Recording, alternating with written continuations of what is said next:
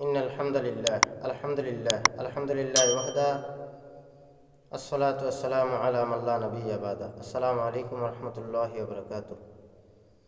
প্রিয় দর্শক, কাছে দূরে দেশে বিদেশে যে যেখানে অবস্থান করেছেন এবং আমার ভিডিওগুলো দেখছেন, আমি আমার পক্ষ থেকে সবাইকে জানাই আন্তরিক সালাম, শুভেচ্ছা, অনেক অভিনন্দন। প্রিয় দর্শক, আজকের এই ভিডিওতে একটি আমল শেয়ার করব। আমলটি হলো দোয়া কবুল হওয়ার আমল।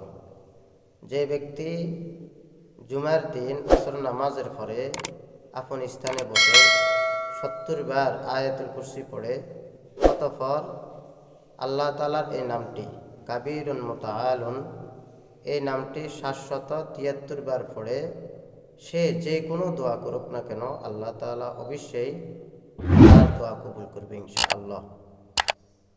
তাই সকলে আমল করি এবং দাওয়াতের নিয়তে এই ভিডিওটি শেয়ার করে দিই। আল্লাহ হাফেজ।